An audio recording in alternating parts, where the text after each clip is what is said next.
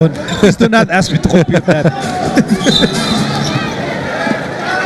From the minute I finished Math 12, when I was in second year Did you college. say Math 12, like the 12th time you took math? No, that's the name of the Okay. class. Which happened to be, fortunately, my last math class ever. So, Nagpa-party ka? ay, nagpainom ako nun. Kuha. And that was the time I said goodbye to mathematics forever. Tapos trabaho ko, sportscaster. Kailangan ko magpila ng lamang. kaya lagi ka tingin-tingin doon sa big board na. Oo, hirap na hirap ako. Carry one. Oh, Ron J. Buenafe connects with a 3. We actually asked, anong magiging role ni Ron J? Wala na yung drive and kick para sa kanya ni Sol. What he's able to do so far is actually run through screens and run through it very well. J.R. Reyes blocks the shot of John Ferriols. So Meralco opens the fourth quarter with Artadi, J.R. Reyes, Buenafe, Vic Manuel, and Reyna Lugnata. Both imports are on the bench. Manuel, no go. Ferriols with the rebound.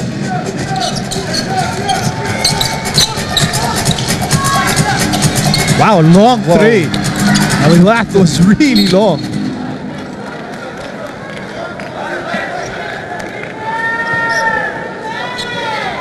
When he took that, you're just going, tagal nito bago umabot na rin. Ayaw eh.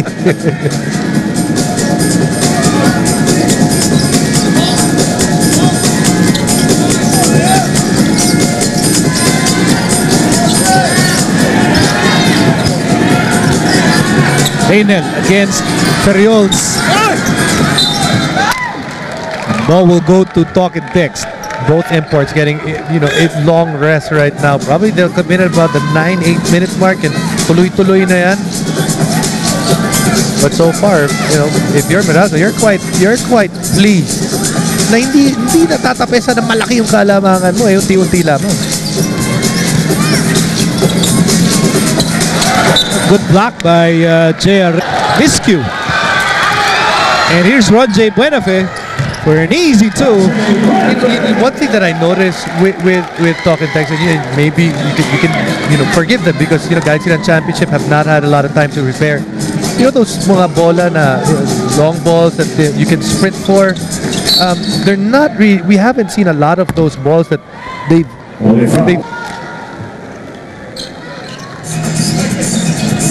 Opening game for both teams dito sa Commissioner's Cup.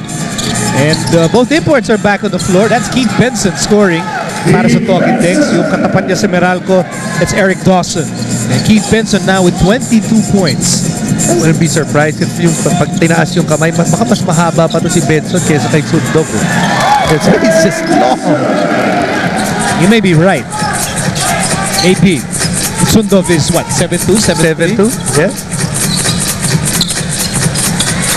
Now, that's a three-pointer. Yung saktong-sakto yung range for Jimmy Alapag. And Jimmy in double figures with 12 points. Still a 5-point game para sa Meralco. 75-70. We are in the fourth and final quarter. Yes, it is the fourth and final quarter. And that's why, Jimmy is starting to come alive as well. Vic Manuel, strong move. I like that. As a rookie, nakita ka, uy, ang laki na bumabantay sa akin. But as long as you finish hard, you give yourself a chance. 2 for 2 para kay Jared. Meralco still ahead, 77-72. We're approaching the 8-minute mark of the fourth quarter, and Meralco goes to Dawson. Eric Dawson. Sneaky moves it. He's not trying. Enough space to the sneaky Eric Dawson.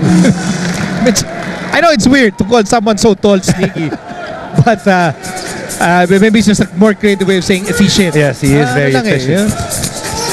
Saktong-sakto lang yung mga movements niya. Here's Ranidel. No go. Ranidel, one more try.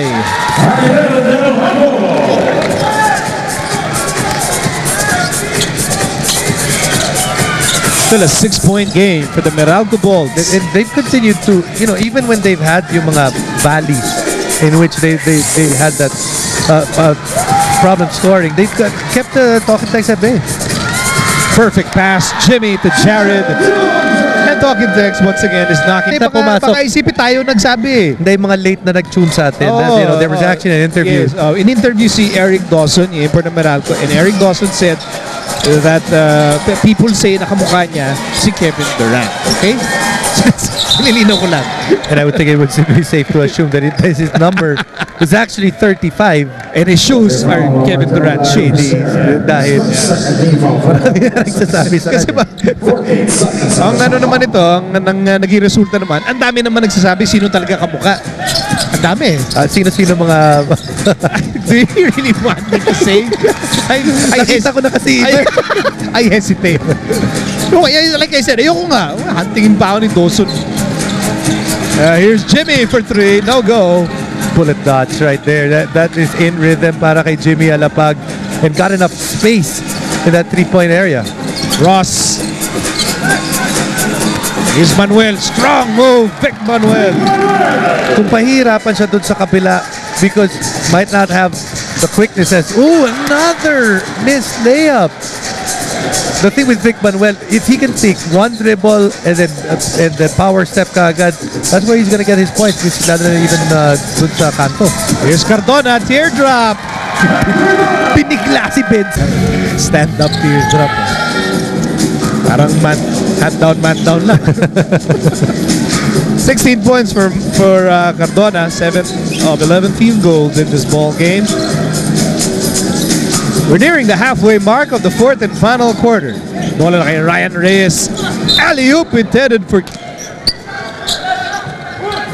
But that wasn't in the act of shooting. Jimmy, Ranidel fires a 3. Yes, sir! It's just so difficult to defend. But lalo-lalo na when they run the pick and roll na silang dalawa because hindi mo alam kung anong gagawin ni Ranidel. Babasa ng depensa si Ranidel. If you trap him, he's just going to stay there and hit that outside shot. If you switch it, alam mo na dadaling ka sa ilalim eh. Nice pass, Dawson for Ross. Role reversal. Big man passing to the point guard for a layup.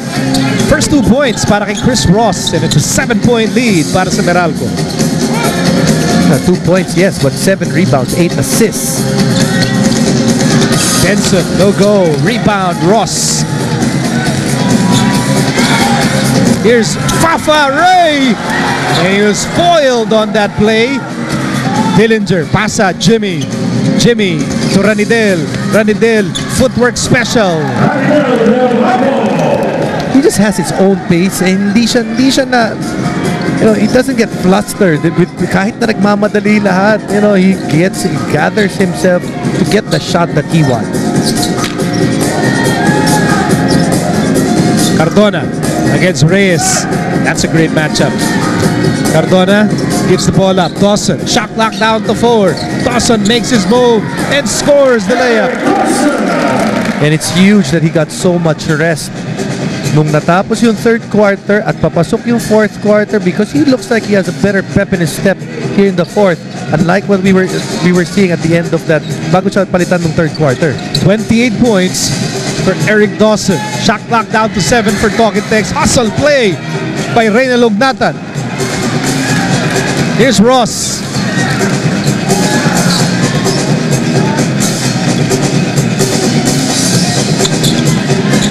They want the ball in Eric's hands and a quick move by Dawson. Tapos bibigla. To keep pushing on defense, to stay composed, para hindi nila mabitawan ang lamang ngayong we're approaching the end game, guys. Continuity is very important when you have basically a new team here. And make it, if you want to make the job of the defense easier, iwan mo yung bola sa isang tao dahil makikita na yan. But if the ball moves and the people move, it becomes harder because nawawala sa forma yung depensa. Meantime, Keith Benson with 24 points of his own. Problema for Talking Text. Meralco is still leading 89-83. Under 4 minutes remaining in the ball game. Dawson wants that ball. Here's Ross. Outside, Reynolds. Here's Jimmy. Jimmy stepping on the gas. Bounce pass for Benson. Oh, almost. This game could be much bigger deficit that they could be facing in this game.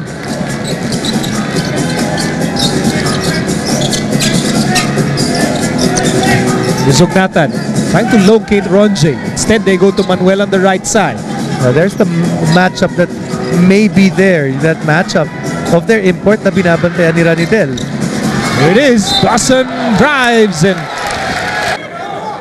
yesterday, nanalo, walang import. si Global Port. Global Port. I think it's going to be huge for this team as well. Haven't seen him play internationally, but you know, he might be that first guy off the bench pag nagpahinga si Marcus.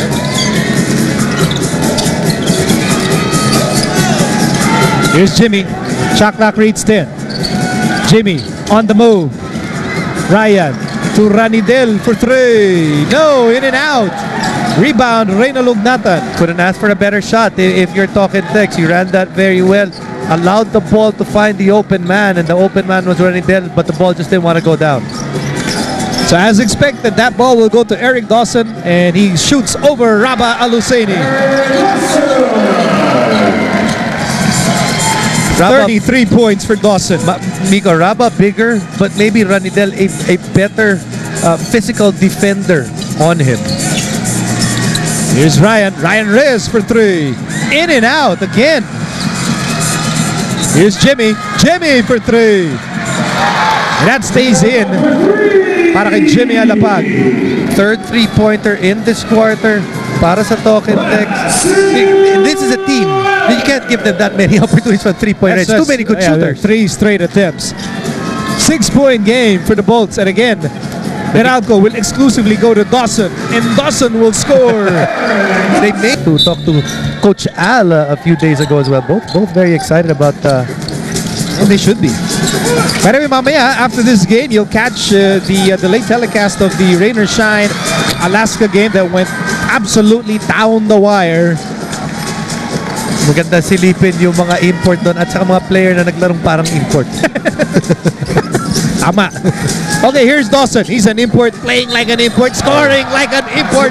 That's feeling, that's the dagger. Missed the bonus free throw, but it's a 10-point game. Yung iba tumigil pagkatapos ng minutes na yun. Tingnan mo na lang, makakashoot dito, Tok. Ranidel, Jimmy. Here's Larry. Larry, runner. No go, and Dawson with a rebound.